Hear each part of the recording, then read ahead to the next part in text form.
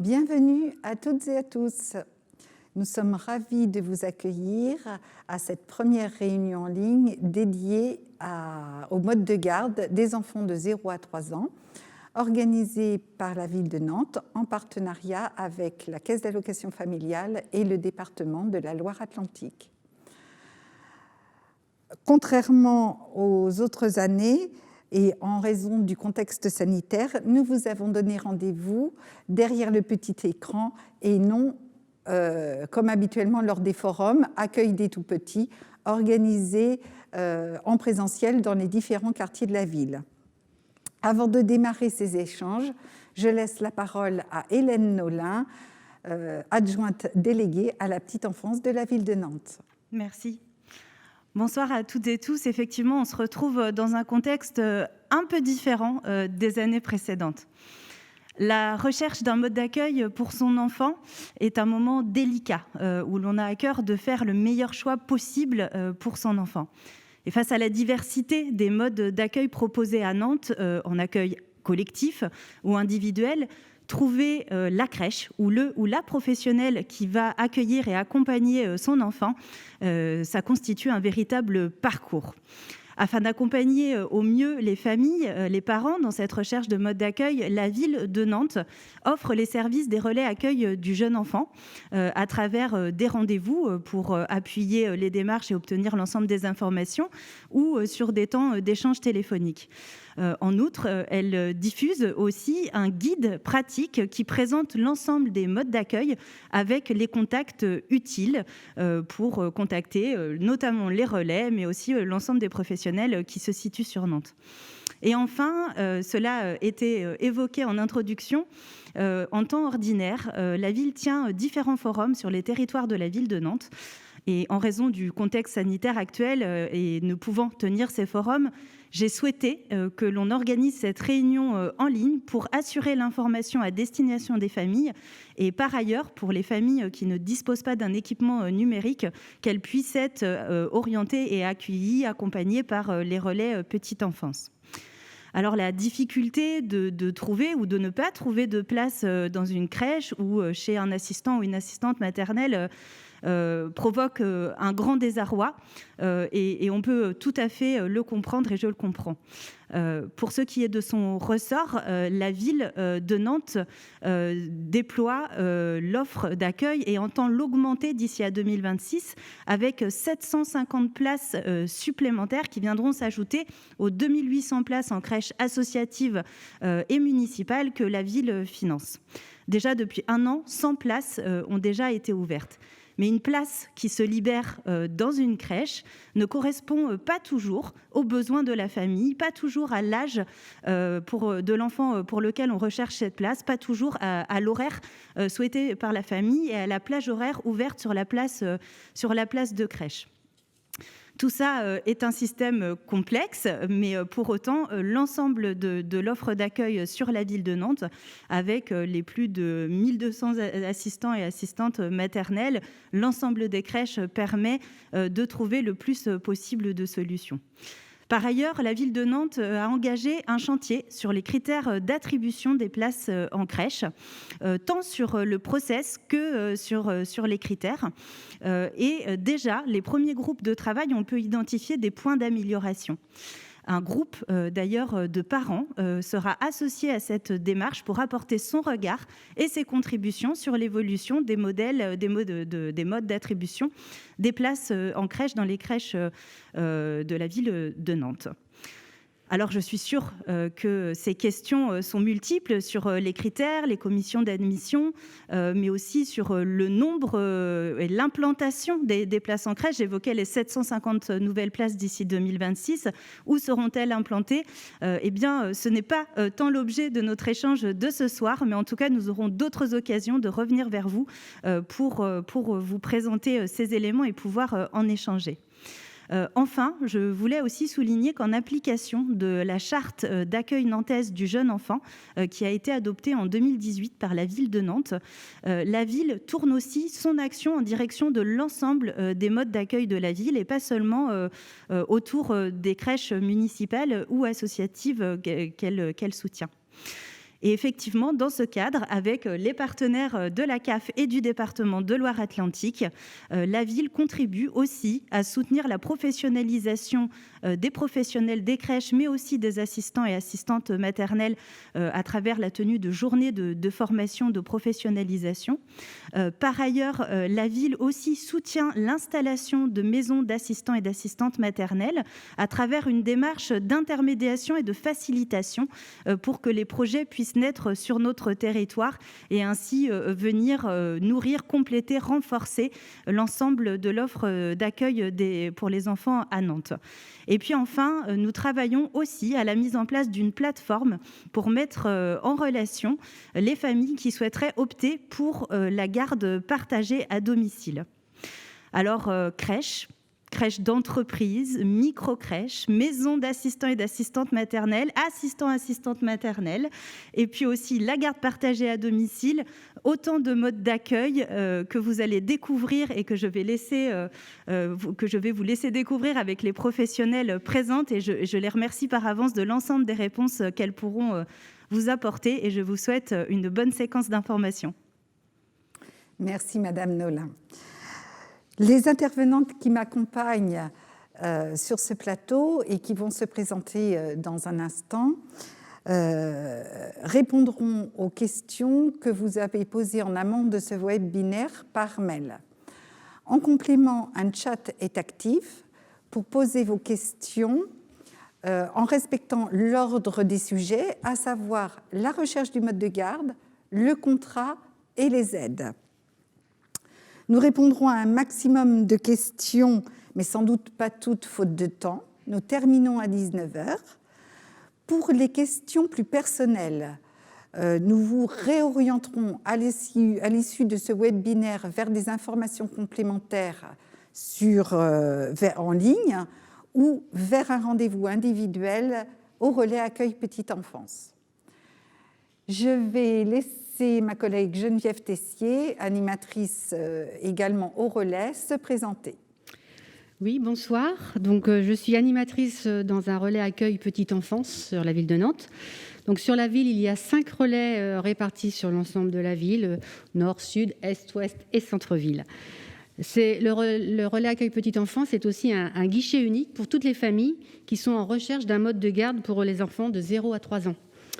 Donc sur la ville, comme l'a dit Madame Nolin, il y a beaucoup de modes d'accueil. Par exemple, entre autres, sur la ville, il y a les multi-accueils municipaux, ce qu'on appelle crèches, des crèches associatives, mais aussi des micro-crèches. Là, c'est un accueil pour 10 enfants maximum, des crèches d'entreprise ou inter-entreprises. Il existe aussi les gardes à domicile. La garde à domicile, c'est vous qui devenez, par exemple, employeur direct d'une personne, ou vous pouvez aussi passer via une association ou une agence de garde à domicile pour qu'une personne vienne chez vous. Et puis, on parle souvent du coût de cette garde à domicile. Quelquefois, pour que ce soit plus allégé, on peut aussi la partager. C'est-à-dire trouver une autre famille avec qui on va une semaine chez l'un, une semaine chez l'autre, pour que les enfants soient gardés par la même personne, donc, qui s'appelle garde à domicile. Et puis enfin, il y a les assistantes maternelles qui accueillent les enfants à leur domicile, ou éventuellement aussi dans une MAM, maison d'assistante maternelle. Donc dans une MAM, il peut y avoir 2 professionnels, 3 ou voire 4 maximum, qui travaillent ensemble dans un même lieu. Le relais est un lieu donc d'information et d'accompagnement pour la demande d'inscription en crèche, municipale ou associative. Et les inscriptions peuvent se faire aussi par le e-service. Le relais peut aussi vous orienter pour la recherche donc d'une assistante maternelle et d'une garde à domicile, mais ça, peut-être qu'après, Clara en parlera. Et autrement, au-delà de tout ce que je viens de vous dire, le relais accompagne les parents employeurs d'une assistante maternelle pour toutes les questions administratives, pour le contrat, pour une simulation de coûts. Le parent n'est pas laissé... on peut vraiment l'accompagner dans toutes ces démarches qui font peur, effectivement, hein. Mais les professionnels aussi, les assistantes maternelles, sont accompagnés aussi par le relais, par des démarches de professionnalisation, avec des temps, des partages de pratiques, des conférences ou des réunions à thème qui peuvent se mettre en place. Et puis, pour les enfants et les assistants maternels, il y a les temps d'activités qui sont proposés au sein des relais, ou dans différents quartiers de la ville, accompagnées donc par les animatrices des relais qui sont toutes de formation éducatrice de jeunes enfants et qui sont là pour justement favoriser et développer ce côté collectif que l'enfant peut retrouver en allant dans ces temps d'animation. Voilà, je vais passer la parole à Clara qui va nous parler plus de l'assistante maternelle.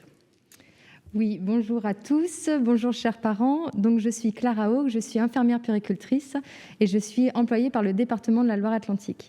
Alors, pourquoi le département de la Loire-Atlantique est là aujourd'hui ? Parce que c'est celui qui est garant de la santé, la sécurité et l'épanouissement des enfants sur son territoire.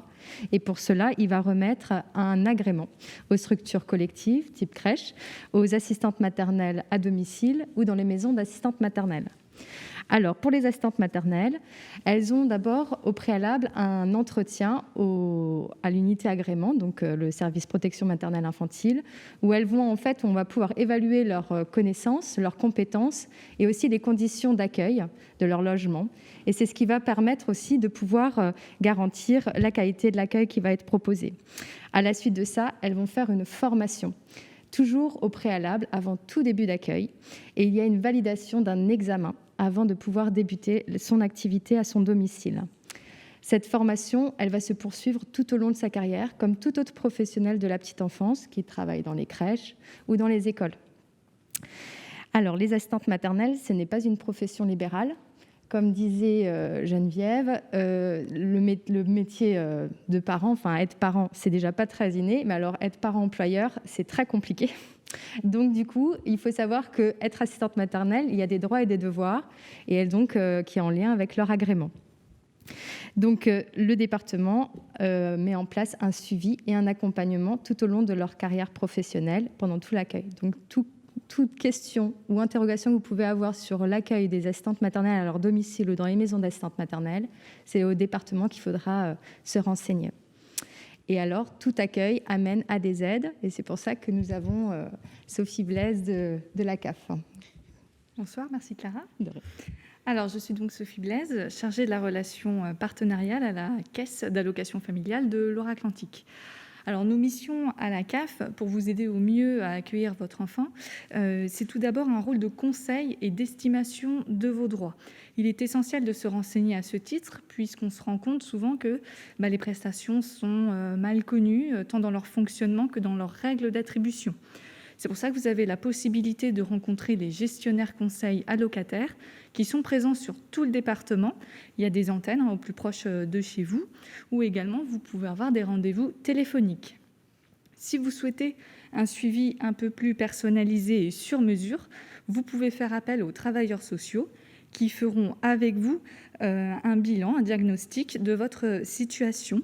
Ils établiront avec vous, par exemple, un suivi budgétaire pour vous aider aussi au mieux à concilier votre vie familiale et professionnelle.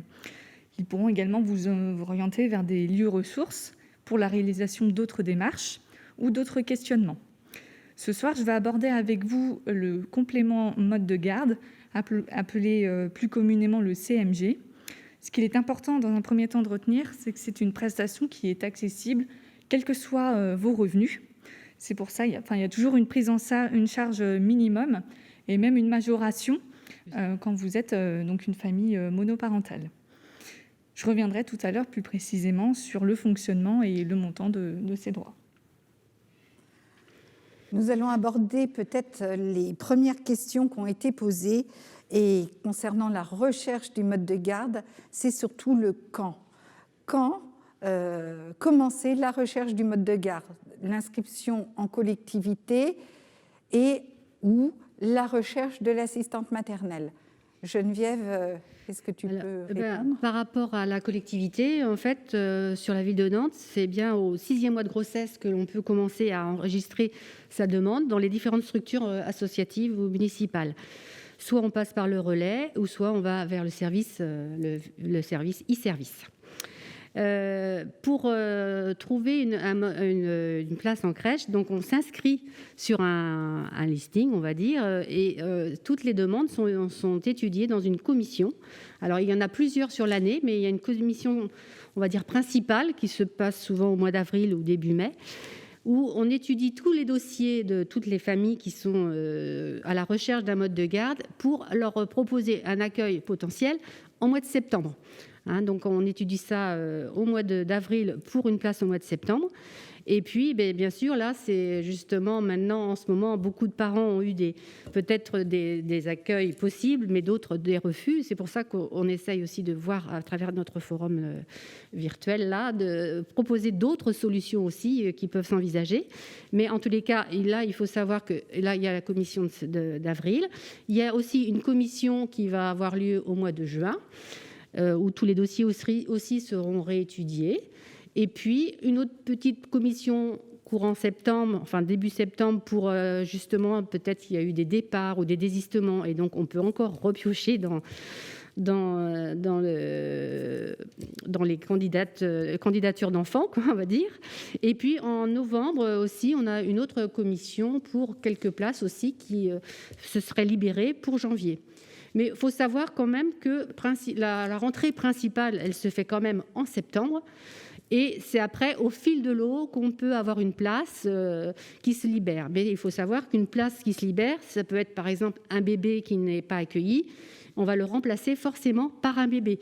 Si c'est un enfant de 2 ans aussi, ce sera un enfant de 2 ans. Ou alors un enfant qui ne venait pas le jeudi ou le mercredi, il va falloir trouver le même temps horaire chez une autre famille. Donc, ce n'est pas toujours très facile. Comme je le dis souvent, c'est un petit peu un puzzle à constituer au niveau de la structure. Il faut justement... il y a des enfants, tout le monde ne part pas non plus. S'il y a une crèche avec 20 places de bébés, il n'y a pas 20 places de bébés tous les ans, puisqu'il y a des enfants quand même qui restent aussi sur un certain temps. Donc, du coup, il faut jongler entre trouver un enfant qui ne viendrait pas le lundi, un enfant qui vient à 7h30, un autre qui part à 18h ou qui arrive plus tard. Tout ça pour assurer l'encadrement, en fait, aussi des professionnels pour l'accueil de ces bébés et de ces enfants. Voilà. Sinon, je ne sais plus trop ce que sinon, je voulais... c'est comme question, c'est... si je comprends bien, la rentrée et le mouvement principal se fait effectivement pour la rentrée de septembre, voilà. Mais c'est justement tous les parents qui ont besoin d'un mode de garde en dehors de cette période pour une reprise de travail. Quelles sont les autres solutions qui sont proposées ? Donc, en fait, nous, ce que l'on propose, c'est que déjà, les parents n'hésitent pas à venir au relais pour qu'on leur repropose tout ce qui existe. Et par exemple, c'est principalement la garde à domicile qui est proposée, ainsi que les assistantes maternelles, qui peuvent avoir aussi des places disponibles pour le mois de septembre, ou un petit peu avant si éventuellement. Mais pour ça, je vais passer la parole à Clara, qui va nous parler justement de l'assistante maternelle. Tout à fait. Donc, du coup, le département a créé en 2017 un site qui s'appelle asmat.loireatlantique.fr, que vous trouvez donc à côté de notre image. C'est un site où vous allez pouvoir trouver toutes les assistantes maternelles sur le département et vous allez pouvoir faire des recherches géolocalisées. Alors, sachez que normalement, elles doivent transmettre leur disponibilité et elles doivent être normalement régulièrement mises à jour. Mais ça, c'est le relais qui pourra aussi vous guider sur les possibilités et les disponibilités des assistantes maternelles. Concernant les assistantes maternelles, elles ont en effet plus d'amplitude, plus de possibilités de pouvoir accueillir un enfant en dehors de septembre, parce qu'il y a des départs, soit des déménagements ou des enfants qui vont rentrer plus tôt à l'école. Donc, ça peut être plus facile de trouver ce type de mode de garde et ce type d'accueil. Alors, quand rechercher une assistante maternelle, vous pouvez commencer vos recherches déjà au moment de la grossesse, mais souvent c'est plus facile aussi de pouvoir se visualiser et comprendre un petit peu aussi comment ça va s'organiser, quelles seront vos attentes et vos besoins lorsque l'enfant sera présent. À partir du moment où vous allez rencontrer les premières assistantes maternelles, vous pouvez signer un engagement réciproque, mais cela, ce n'est pas indispensable. En tout cas, sur le site asmat.loireatlantique.fr, vous avez aussi de nombreux documents et beaucoup d'informations sur comment construire ce premier entretien que vous allez avoir avec l'assistante maternelle, parce que c'est, comme je disais, ce n'est pas anodin de devenir parent-employeur. Donc, il faut comprendre un petit peu qu'est-ce qui s'organise et quel est le cadre légal. Alors, pour pouvoir aussi débuter l'accueil chez une assistante maternelle, il va falloir surtout préparer la séparation avec votre enfant. Et ça, elles sont formées, elles ont les notions et la sensibilité à comprendre comment vous allez pouvoir vous organiser pour pouvoir prendre confiance dans la relation avec cette personne qui est quand même inconnue depuis peu et où il faudra laisser son enfant toute la journée. Donc, il faut créer une relation de confiance et ça se nourrit, ça se travaille. Donc, je sais que ce n'est pas forcément facile d'avoir du temps pour le faire, mais on sait maintenant que c'est important pour son épanouissement et son développement, pour son futur. Et donc, pour ce temps d'accueil chez une assistante maternelle, il va falloir faire un contrat de travail. Et donc là, on arrive dans la deuxième partie où il y avait pas mal de questions sur la question de comment remplir ce contrat. Ce contrat, vous pouvez le trouver sur le site aussi asmat.loireatlantique.fr. Il est donc fourni de 2 parties. Vous avez le contrat proprement dit que vous allez pouvoir travailler et questionner auprès du relais. Et vous avez un contrat d'accueil qui va parler principalement des habitudes de l'enfant. Donc comment vraiment préparer cette passation, ce relais vers cette professionnelle qui travaille à son domicile. Et donc, je vais laisser ma collègue compléter. Avant, il y a juste une question là, qui concerne vraiment le CDC. Il y a beaucoup de parents ce soir qui renvoient et qui se questionnent par rapport aux mises à jour. Qu'est-ce qu'on peut répondre par rapport à ça ? Alors en effet, normalement, c'est les assistantes maternelles qui indiquent leur disponibilité. Et donc, ce n'est pas le département qui va faire les mises à jour, mais c'est vraiment la professionnelle. Donc, lorsque vous allez la contacter et qu'elle vous indique qu'elle n'est pas disponible, il ne faut pas hésiter à lui indiquer qu'il faut qu'elle se renseigne et qu'elle informe le site asmat.loireatlantique.fr. Parce qu'en effet, c'est à elles, vu qu'elles sont professionnelles, nous, on ne va pas faire la passation et le relais. C'est à elles d'organiser leur planning. Voilà. Et c'est toujours désagréable, je comprends, d'appeler une assistante maternelle qui vous dit bah non, j'ai pas de place, alors qu'en fait, elle est sur le listing comme avec de la place. C'est toujours en effet, du coup, depuis ce site du département, avant, c'était donc les animatrices de relais qui prenaient l'information et qui la réactualisaient régulièrement. Et de nombreuses assistantes maternelles, encore parfois, ont du mal à aller faire cette démarche. Donc, il ne faut pas hésiter à leur informer qu'elles ne sont pas à jour sur le site. Voilà. Voilà, je voulais juste rebondir sur le contrat de travail. Effectivement, le contrat de travail, c'est un outil important et indispensable. Et au niveau des relais accueil petite enfance, justement, on a la possibilité les parents peuvent prendre un rendez-vous pour qu'on puisse le découvrir ensemble avant, éventuellement, peut-être d'aller rencontrer l'assistante maternelle, de le lire, de savoir ce qu'il y a dedans, pour bien s'y préparer. Et puis, entre autres, on peut faire des simulations de coûts, on peut voir s'il y a des choses à préciser sur une mensualisation de telle manière, enfin le paiement, comment on va s'y prendre. Donc, toutes ces démarches-là, c'est quelque chose qu'on fait régulièrement dans un relais. Il ne faut pas hésiter à venir. Et cette partie dont tu parlais, Clara, c'est le contrat d'accueil. C'est important aussi de prendre ce temps ensemble, de voir qu'est-ce qu'on veut comme accueil chez l'assistante maternelle, les choses qu'on ne veut vraiment pas. Par exemple, si on se met en tête qu'on ne veut pas une dame qui fume, par exemple, ou qu'il y a des animaux.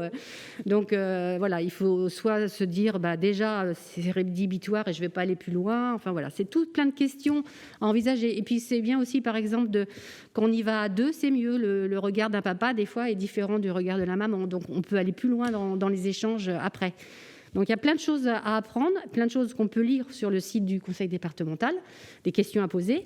Mais voilà, tout ça, c'est des choses que vous pouvez venir donc suite à un rendez-vous avec le relais. Et peut-être que par rapport au contrat, c'était...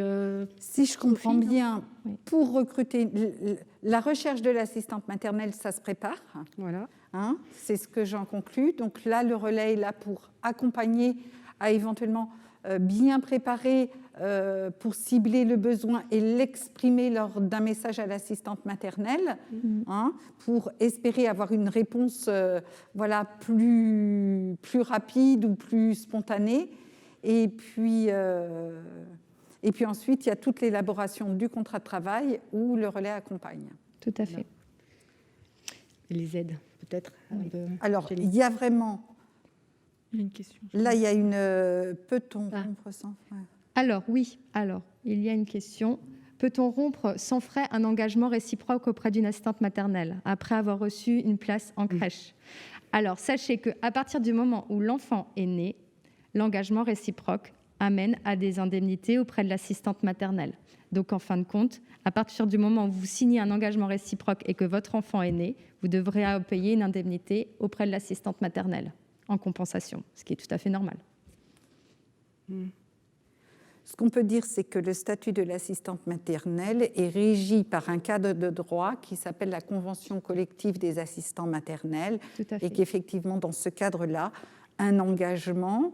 Par contre, après le contrat de travail, les ruptures peuvent être simplifiées. Ce n'est pas comme dans une entreprise privée.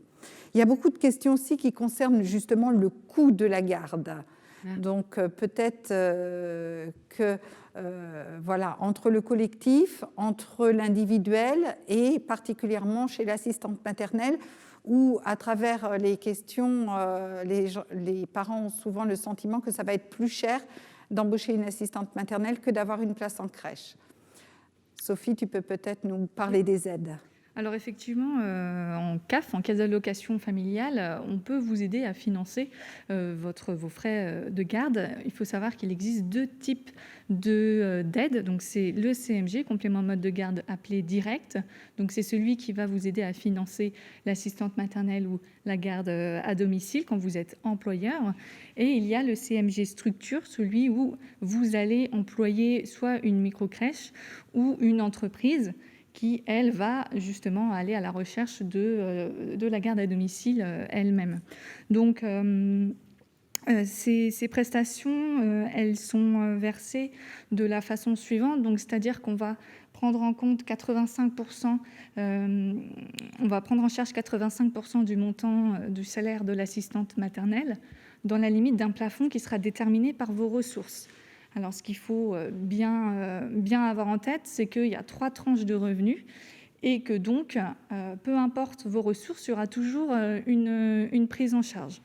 Il faut se renseigner auprès de la CAF pour avoir toutes ces informations-là. On va prendre en compte en fait vos revenus de l'année, ce qu'on appelle N-2. Donc là, en l'occurrence, on prend en compte les revenus de l'année 2019 pour vous calculer ce droit-là.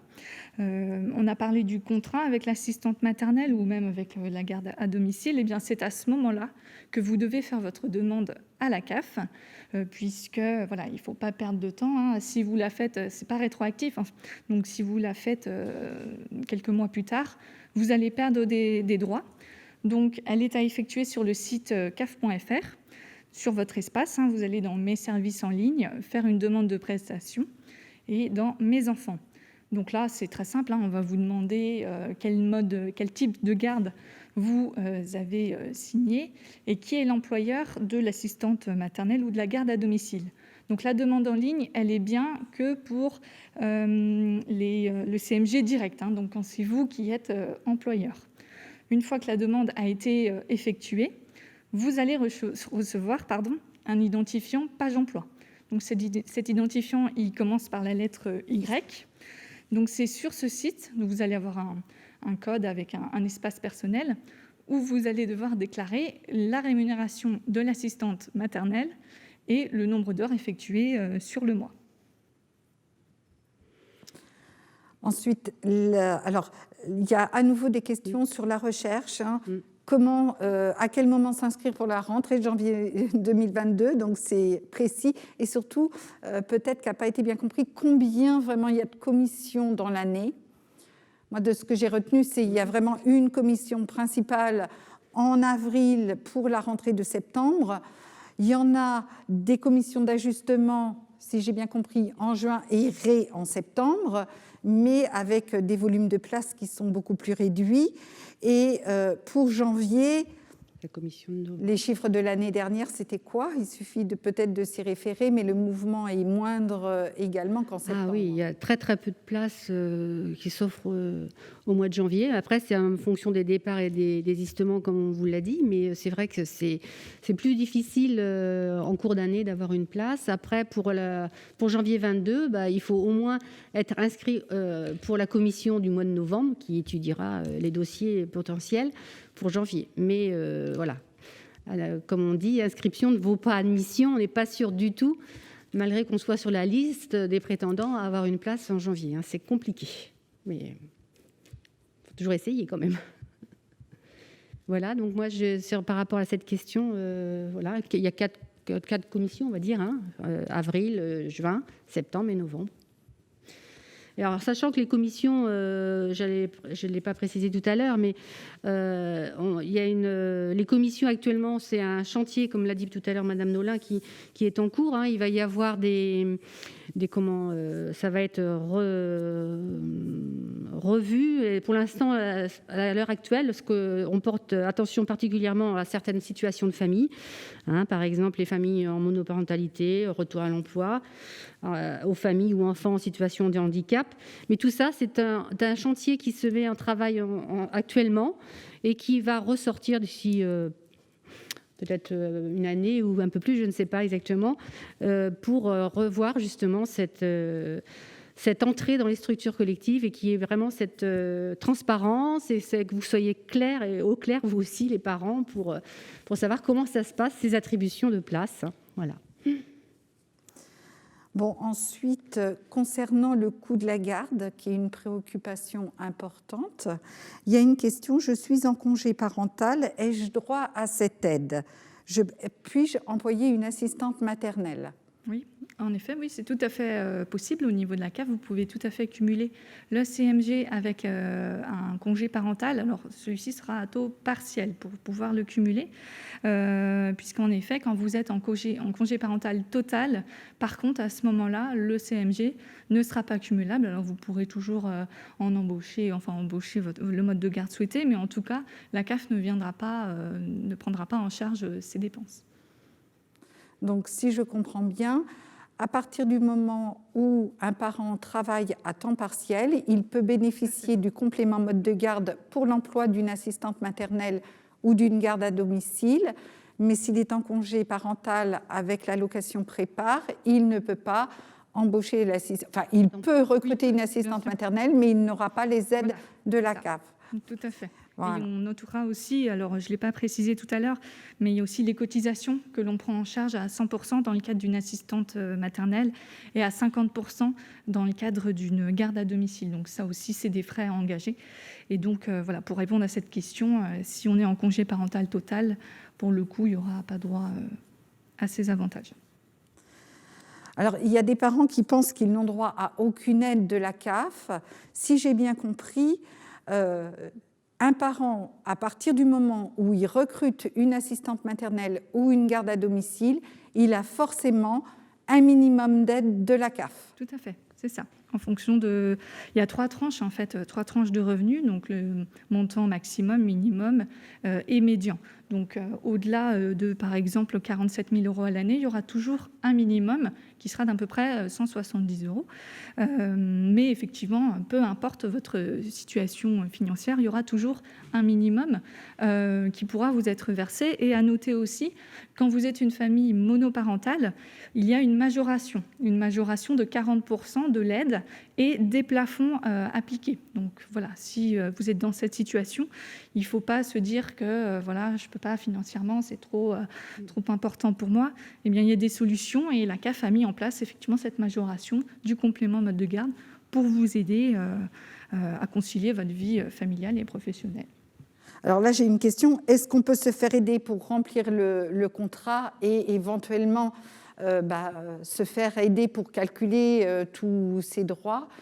Geneviève. Oui, je faisais allusion aussi peut-être aux pages Emploi Plus. Peut-être tu peux nous en parler parce que effectivement. En effet, Page Emploi Plus, c'est une option donc, sur Page Emploi qui va vous permettre de ne pas avancer les frais de mode de garde. Donc, précédemment, vous déclarez le salaire et puis il fallait attendre derrière que le CMG soit versé sur votre compte. Eh bien, avec l'option Page Emploi Plus, c'est différent. Vous déclarez le salaire de l'assistante maternelle qui nous est transmis en CAF et à notre tour, on va transmettre à Page Emploi le montant de votre droit, que nous aurons donc calculées. Ainsi, Page Emploi va vous prélever uniquement de la différence en fait entre ce salaire et le droit auquel vous pouvez prétendre. Donc c'est une super option pour pouvoir au mieux gérer son budget.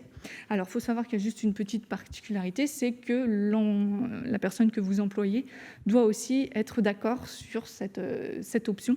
Mais voilà, je vous encourage vivement à le faire. Alors, est-ce qu'il y a d'autres questions ? Est-ce qu'on peut revenir sur l'agrément des assistantes maternelles, la formation? Tout à fait. Parce qu'il y a beaucoup de commentaires concernant l'inquiétude. C'est sécurisant de confier à une équipe, effectivement plus inquiétant de confier à une personne seule. Donc, Tout à fait. Alors, il faut savoir que le métier d'assistante maternelle a beaucoup évolué depuis ces dernières années. On est vraiment dans une professionnalisation du métier.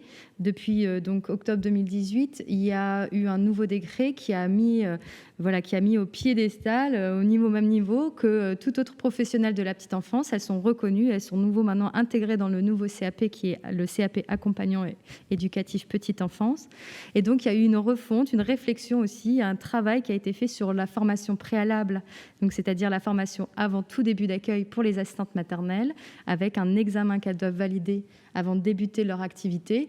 Et comme je disais tout à l'heure, elles ont une poursuite et une réflexion qui va être motivée par le relais et qui va être accompagnée et soutenue par le relais d'accueil petite enfance, mais aussi par un site qui s'appelle Hyperia, pour pouvoir en fait poursuivre leur réflexion professionnelle, leurs compétences. Et donc, elles ont vraiment un soutien, un accompagnement maintenant au quotidien dans leur pratique et dans l'accueil de leur enfant. Donc, elles développent des compétences d'observation, d'analyse et de pouvoir aussi vous soutenir dans votre rôle de parent. Comme je disais, c'est pas anodin de devenir parent, c'est pas inné. Il faut être accompagné, soutenu. Donc, il y a le service de la PMI, protection maternelle infantile, mais il y a aussi donc toutes ces professionnels de la petite enfance qui auront quand même une observation fine du développement de votre enfant et qui va pouvoir vous accompagner tout au long de son développement sur la motricité, l'alimentation, le sommeil, toutes ces questions qui est un peu difficile parfois parce que un enfant, c'est pas stable. Il y a plein de périodes où c'est mouvementé, c'est modifié. Et donc là, la professionnelle va pouvoir vous rassurer ou alors même vous orienter vers les professionnels qui pourront vous guider et répondre à vos questions.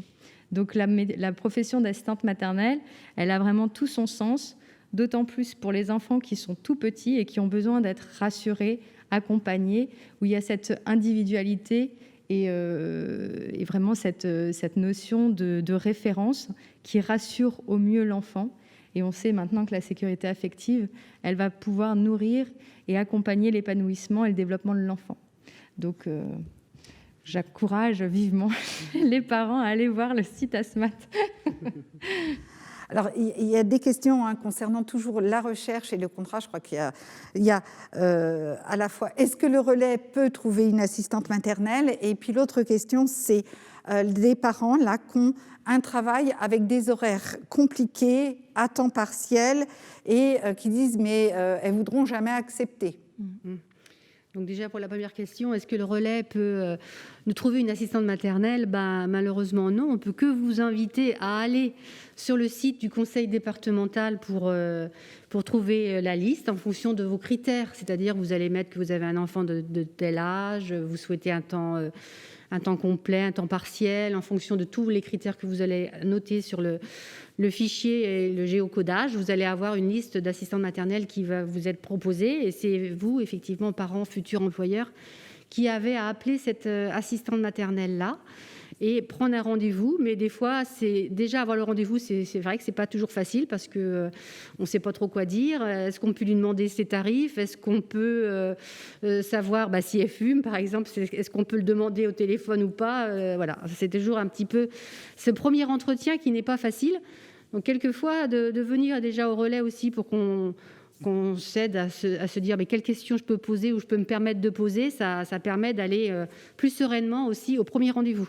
L'essentiel, c'est déjà d'avoir un rendez-vous. Et une fois qu'on a le rendez-vous, bien d'y aller avec tout ce qu'on est et puis ce qu'on a réfléchi un petit peu, ce qu'on veut pour son enfant chez cette dame-là et voilà ce qu'on peut partager ou pas. Hein. Des fois, on peut avoir des avis un petit peu différents. Enfin, on ne sait pas, donc soit on veut s'appuyer sur l'assistante maternelle parce qu'on se dit elle est professionnelle, elle va tout savoir, mais des fois, on a envie aussi d'être parent et prendre sa place de parent et faire aussi ce qu'on veut aussi avec son enfant, ce qui s'entend.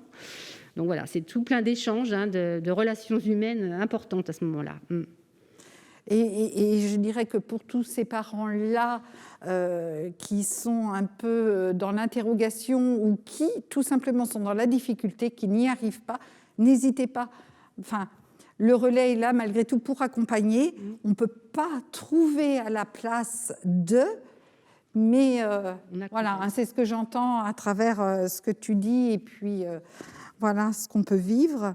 Moi, je souhaitais ajouter quelque chose. Donc, sur la question de la recherche, donc en effet, vous avez tout un déroulé et donc en effet, par exemple, les horaires atypiques, le travail du week-end, vous pouvez sélectionner en fin de compte toutes les spécificités de l'accueil ou alors même des remplacements parce que des fois, vous avez potentiellement une place en crèche à une telle date et vous cherchez un CDD sur un temps donné.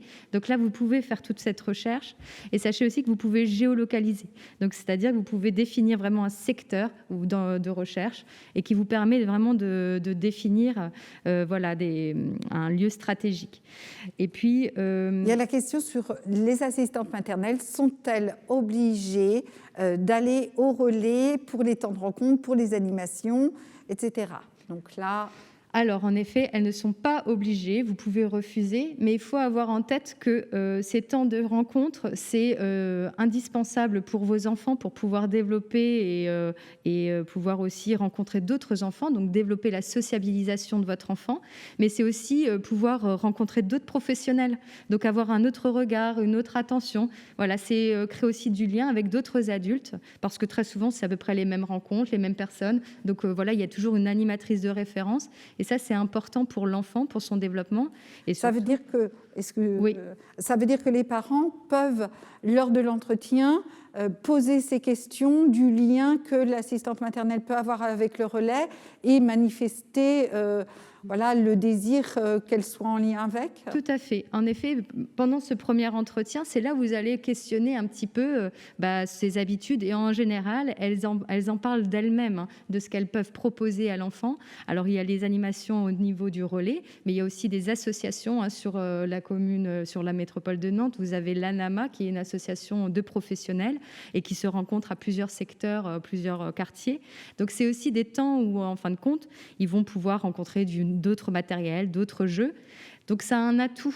Après, ça peut être aussi dans les bibliothèques, parce que du coup, il y a aussi des animations qui se rencontrent, qui se font dans d'autres lieux extérieurs. Et là, le parent peut décider si lui ou non il souhaite. Et l'assistante maternelle, du coup, il faut que vous soyez à peu près sur la même longueur d'onde, tout en sachant quand même que de plus en plus les assistantes maternelles sont bien au clair aussi sur suivre le rythme de sommeil et les besoins de l'enfant. Donc en effet, si votre enfant dort le matin, elle ne va pas le réveiller pour aller sur ces temps-là. En effet, c'est vraiment sur des temps où là, la socialisation, elle va être intéressante à partir de 18 mois à peu près. Voilà, j'allais dire aussi, c'est toute la difficulté des activités d'éveil, temps de rencontre, parce que les assistantes maternelles, elles ont différentes tranches d'âge. Elles peuvent avoir un bébé qui a besoin de dormir le matin, mais elles vont dire, oui, mais mon grand, lui, il peut pas aller aux activités. Donc c'est souvent, effectivement, compliqué, mais souvent, moi, je dis aux parents, c'est un peu ça, une fratrie. Des fois, on a un aîné qui est obligé de rester à la maison le temps que son petit frère ou sa petite sœur dort le matin, et on sort l'après-midi. Enfin, on essaye d'adapter les horaires. Et puis, je me dis, si l'assistante maternelle a un bébé qui dort, justement, ça la laisse dans une relation privilégiée avec son grand à la maison pour faire des activités aussi chez elle. Elles peuvent avoir, soit elles ont un bout de jardin, elles peuvent aller faire des petites plantations dehors, soit elles peuvent leur faire de la gymnastique en montant, en grimpant sur des tabourets, des poufs. Enfin, elles peuvent faire beaucoup de choses. Donc, c'est vrai que les assistantes maternelles... sont pas justement, elles aiment avoir des renseignements, des infos, et ce qu'on essaye de proposer aussi au niveau du relais, soit par les temps de rencontre, elles voient ce qu'on y fait, mais elles peuvent aussi passer au relais directement pour avoir des idées, des échanges. Des fois, il suffit juste d'échanger entre deux portes presque. Elles viennent peut-être chercher un livre pour lequel elles se sont abonnées, et hop, c'est déjà deux petits mots permettent de dire « Ah bah oui, tiens, je pourrais faire ça ». Enfin voilà, c'est en permanence qu'elles sont curieuses et qu'elles ont envie, pour beaucoup, de mettre en place cet accompagnement de l'enfant et son suivi. Voilà. Et en général, elles sont très créatrices, Oui, parce qu'elles arrivent à créer des parcours de motricité avec plein de choses de leur quotidien et de leur mobilier du quotidien. Et c'est ça qui est vraiment riche et qui est important pour l'enfant, de pouvoir avoir ce temps un peu privilégié sur les temps de sieste des plus petits. Il y a vraiment une possibilité de faire des ateliers, des activités ou même des découvertes manuelles. Voilà, après, bon, c'est vrai qu'on n'est peut-être pas dans un monde que de bisounours. Comme c'était noté tout de suite, on ne peut pas obliger l'assistante maternelle d'y aller. Et bon, c'est à vous de vous renseigner, savoir si elle y va. Mais si elle y va pas, c'est peut-être pas vous n'allez pas la choisir à ce moment-là. C'est important. On ne peut pas dire que toutes non plus y viennent. C'est ça. Mais c'est important. On essaye de les motiver. Mais... C'est ça. Et puis c'est important aussi, en tant que parent employeur, de nommer votre intérêt et votre souhait aussi pour pouvoir proposer l'accueil chez cette professionnelle, de pouvoir aussi sortir de chez elle. En tout cas, sachez que ça, maintenant, c'est quand même un critère important, et c'est un critère maintenant de référence. Depuis ce dernier décret, là, comme je disais, en octobre 2018, il y a vraiment ce souhait d'être dans l'ouverture vers l'extérieur. Donc, sachez que de toute manière, les professionnels ont notion de devoir y aller. Donc, voilà. On va revenir, là je vois une question qui est très concrète. Est-ce qu'il y a des aides pour payer la crèche? Alors, tu l'as abordé brièvement, mais peut-être revenir dessus plus particulièrement. Oui. Alors, au niveau de la CAF, on ne va pas financer la crèche, on ne va pas financer, vous, en tant que parent, le montant que vous allez devoir payer. Par contre, en CAF, on finance la collectivité, en fait, on vient en aide aux crèches de cette façon. Mais en tant que parent, c'est vrai qu'on n'a pas d'aide à proprement parler. Par contre, ce qu'il faut savoir, c'est que les crèches, elles vont déjà vous établir un tarif préférentiel en fonction de votre quotient familial. Donc, finalement, en fait, le montant que vous allez payer va correspondre à ce que vous aurez si vous passez par une assistante maternelle ou une garde à domicile. Il y avait une autre question, c'est, alors là peut-être pour Geneviève, la différence entre crèche et multi-accueil. Ah, crèche et multi-accueil, c'est ce que tu lis. Et puis il y avait une autre question concernant le coût, c'était quelqu'un qui demandait à la crèche, comme chez l'assistante maternelle, est-ce que on paye en fonction de la durée d'accueil de l'enfant? Alors, la différence entre la crèche et un multi-accueil, en fait, un multi-accueil regroupe des accueils réguliers, c'est-à-dire la crèche, justement, on y va tous les jours, ce qu'on appelle aussi les crèches associatives, enfin voilà. Mais dans le multi-accueil, on trouve aussi un accueil occasionnel, ce qu'on appelait autrefois halte-garderie. C'est un accueil plus ponctuel, qui n'est pas régulier. Et on n'est pas obligé d'avoir une activité, on va dire, professionnelle, où on est pris tous les jours de la semaine pour aller dans les accueils occasionnels. Mais donc là, aujourd'hui, le mode de garde, lorsqu'on a une activité salariée, en général, c'est une crèche, donc un accueil régulier. Et pour l'accueil occasionnel, comment ça se passe pour pouvoir avoir une place? Est-ce qu'il faut passer par vous ou par les structures? Comment ça s'organise? Alors, l'accueil occasionnel, depuis un an maintenant, un peu plus, on a la possibilité de s'inscrire sur un tableau qui enregistre toutes les demandes de toutes les familles. Et sur ce tableau qui enregistre tout le monde, on peut distinguer aussi les 2 ou 3 accueils occasionnels de son quartier. Et puis, on va mettre la tranche d'âge, un petit peu l'objectif, la raison, si c'est pour une socialisation, si c'est pour des raisons de médicales, pourquoi pas, pour avoir un temps à l'extérieur de socialisation. Et après, ce sont les responsables de la structure d'accueil occasionnel qui interpellent directement les familles concernées pour leur demander, en leur disant là, la semaine prochaine, on peut commencer à accueillir votre enfant sur une demi-journée. C'est jamais plus de 3, c'est très limité dans le temps. Et on peut vous accueillir votre enfant. Donc, il y a un temps d'adaptation qui se met en place pour qu'on ne va pas mettre du jour au lendemain son enfant dans la structure et partir. On l'accompagne sur un ou deux temps. Et puis, après, l'enfant reste sur un temps donné. Normalement, on parle de contractualisation au moins sur 3 mois et après, c'est renouvelé. Donc, si je comprends bien, l'accueil occasionnel, c'est plutôt pour des parents qui ne travaillent pas ou qui seraient en recherche d'emploi.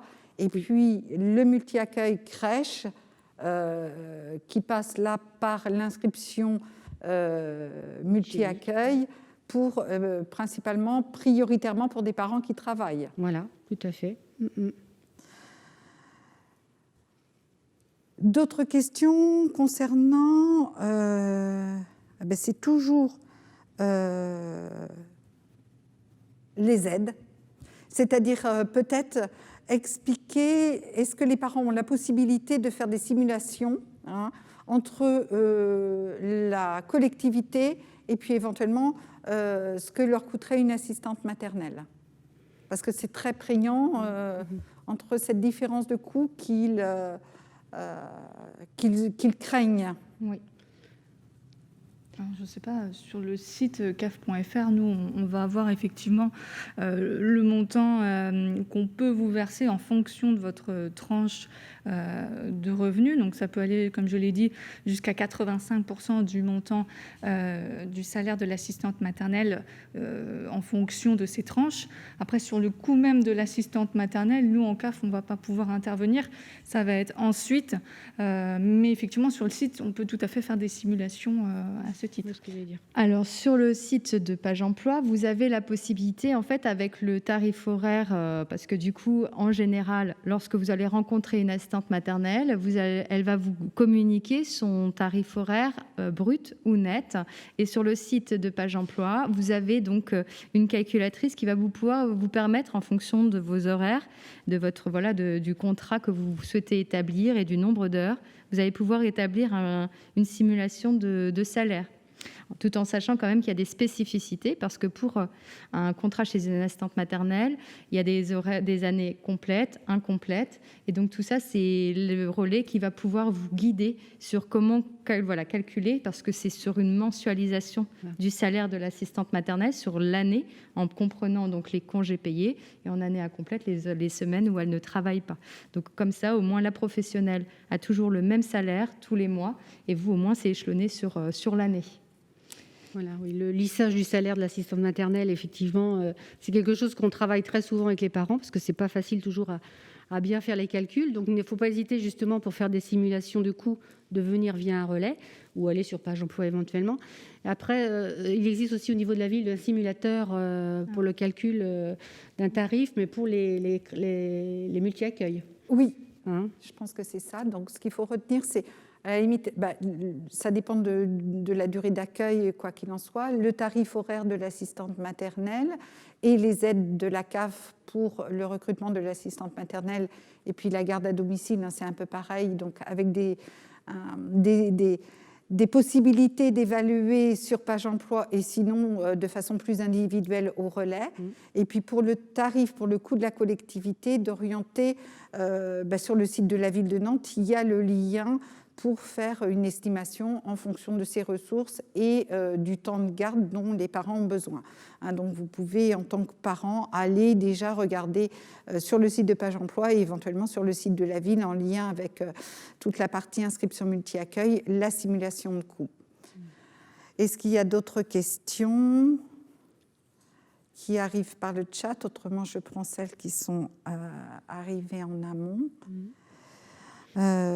Il y a une question là qui est arrivée, c'est à partir de quel âge et est-ce qu'on doit être vacciné Donc là, c'est peut-être le conseil départemental. Tout à fait. Donc depuis 2018, les professionnels de la petite enfance, donc que ce soit les structures collectives, les assistantes maternelles à domicile ou en maison d'assistante maternelle et dans les écoles, doivent en fait avoir obligation d'avoir accès au carnet vaccinal de l'enfant et d'avoir l'assurance que l'enfant a eu toutes les vaccinations obligatoires. Donc depuis le nouveau calendrier vaccinal de 2018, avec cette nouvelle loi, tous les enfants doivent avoir la totalité des vaccinations. Concernant, donc à partir du moment que l'enfant n'est pas vacciné, il ne peut pas commencer un accueil dans une collectivité, que ce soit en crèche ou que ce soit en école ou chez une assistante maternelle. Donc de toute manière, à un moment donné, il faudra vacciner ces enfants pour pouvoir débuter la scolarisation, qui est devenue aussi obligatoire maintenant à partir de 3 ans. Concernant les assistantes maternelles, sachez qu'il n'y a aucune obligation, il n'y a pas de vaccin obligatoire pour les assistantes maternelles et vous ne devez pas demander à l'assistante maternelle si elle a été vaccinée pour la Covid. Ça aussi, il faut l'avoir en tête. C'est vrai que là, c'est un petit tour dans l'actualité. Ben oui, mais en effet, c'est important de l'avoir en tête. Ouais. Alors, on arrive bientôt à la fin parce que moi je dis -5, mais je ne sais pas, ma montre n'est peut-être pas à l'heure. Il y a d'autres questions alors, qui concernent les temps d'adaptation, la durée d'un temps d'adaptation. Donc là, ce sont des questions quand même déjà qui sont beaucoup plus concrètes. Alors, à la fois en collectivité et puis à la fois chez l'assistante maternelle. Pour combien de temps on s'engage avec une assistante maternelle? Donc là, ça concerne le contrat. Oui. Bon, en général, on s'engage pour aller jusqu'à la scolarité de son enfant. C'est un CDI. Voilà, c'est un CDI et qui va au départ à l'école de l'enfant. Après, on peut s'engager avec une assistante maternelle et si ça ne se passe pas bien, il y a possibilité de rompre le contrat. Il y a une période d'essai comme tout contrat et la rupture du contrat la première année est seulement de 15 jours. On annonce 15 jours sans justifier pour autant la raison d'ailleurs, on n'est pas obligé. On peut rompre le contrat 15 jours après. Concernant la période d'adaptation, qu'on appelle maintenant la période de familiarisation, c'est important de prendre ce temps. Je sais que ce n'est pas forcément évident parce que là, on est un peu dans le stress. On se dit, on a demandé une place en crèche, on n'en a pas, il faut qu'on trouve parce qu'on va recommencer très vite le travail. Mais j'insiste vraiment sur le fait que l'enfant, il a besoin de se sentir en confiance dans cet environnement. Il a besoin de vous sentir, vous, serein lorsque vous allez partir au travail. C'est important que vous puissiez, vous, être vraiment à l'aise. Et ça passe vraiment par cette période où vous allez rencontrer la professionnelle à son domicile plusieurs fois, des petits temps. Il n'y a pas besoin de rester 3 heures chez l'assistante maternelle et il n'y a pas besoin non plus de faire une séparation brutale si vous ne sentez pas prêt. Il faut que vous puissiez vous sentir serein et tranquille. Et ça, la professionnelle, les assistantes maternelles, comme les structures collectives, elles sont formées à ça et sur comment vous rassurer. Et donc, tous ces temps, ce contrat d'accueil que vous allez pouvoir construire, élaborer avec la professionnelle, c'est toutes ces questions-là qui vont vous rassurer en regardant et aussi en visitant le logement, en tout cas les espaces de vie où votre enfant va être. Vous avez besoin de les voir. Et ça, c'est vraiment, elle est obligée de vous les présenter. C'est vraiment indispensable parce que pour pouvoir aussi savoir où est-ce que son enfant va dormir et le présenter aussi à l'enfant, il a besoin de vous voir, vous rassurer sur cet environnement. Donc, tout passe par ce temps-là. Et j'allais dire aussi, c'est bien que quand on peut, que ce soit avec le papa et la maman. Ouais. Les deux, en effet. Oui, ou au moins 2 personnes. Voilà, exactement. Sur les inquiétudes de la séparation, il y a quand même pas mal de questions qui ont été posées. C'est « Mon enfant a toujours été avec moi, comment pourrais-je le préparer ?» Alors là, moi, je pense au lieu d'accueil parents-enfants, à parfois peut-être l'accueil occasionnel pour les parents qui ne travaillent pas encore. Oui, Geneviève, est-ce que toi... Oui, les lieux d'accueil enfants-parents, il y en a plusieurs sur la ville de Nantes, en fait, et ce sont des endroits où on vient sans s'inscrire, sur des temps de permanence, mais on y vient sans s'inscrire, on y reste le temps que l'on veut. C'est un endroit où on peut être accueilli par 2 ou 3 personnes. C'est un lieu aménagé pour les enfants. Et c'est un lieu où, justement, on ne va pas poser de questions. À la limite, on vient là pour en rencontrer, discuter de ce qu'on a envie d'échanger. Et ça permet à la maman, entre autres, c'est souvent des mamans qui viennent, mais ça peut être aussi des papas, de rencontrer d'autres mamans qui sont aussi dans la même situation avec un jeune enfant, on ne sait pas trop comment s'y prendre, comment est-ce qu'il dort. Enfin voilà, il y a beaucoup d'échanges qui se font entre parents. Et ça, c'est très, très riche. Et les enfants, quand ils sont plus grands, peuvent aussi un peu commencer à se détacher de leur maman et aller dans une autre pièce, par exemple, où il y a une piscine de balle, où il y a d'autres jeux. C'est très... c'est un espace... qui est très très riche pour permettre cette séparation, cette distanciation avec la maman, et puis se sentir en confiance, que la maman puisse aussi prendre de la distance avec son enfant. Donc il y a différents lieux à la ville de Nantes, des lieux d'accueil enfants-parents. Voilà. Une peut-être dernière question, c'est comment s'inscrit-on en micro-crèche et crèche d'entreprise ? C'est peut-être pour Geneviève. Là, c'est sur le. Moi, je vous renvoie sur le guide de la petite enfance où il y a toutes les structures qui existent sur la ville de Nantes. Et là, il faut appeler, en fait, soit c'est une adresse mail ou soit c'est un numéro de téléphone. On prend certaines structures, les micro-crèches ne mettent pas toujours leur téléphone parce qu'autrement, elles seraient sans arrêt dérangées par le téléphone. Donc, c'est par un mail que vous vous adressez auprès de la micro-crèche et après, il y a le contact qui s'établit. Donc, ça veut dire que ces structures ne sont pas dans le dispositif du guichet unique, l'inscription via e-service de la ville de Nantes et le passage en commission. Tout à fait. C'est une inscription directe auprès des structures. Voilà, ce sont des structures privées, en fait. Donc, je pense qu'on a terminé et je vous souhaite une bonne soirée. Et n'hésitez pas, c'est-à-dire pour toutes les questions personnelles, on l'a dit au début, n'hésitez pas à prendre rendez-vous au relais accueil petite enfance. On est là pour vous accompagner. À bientôt. Au revoir. Au revoir. Au revoir. Au revoir. Bonne soirée.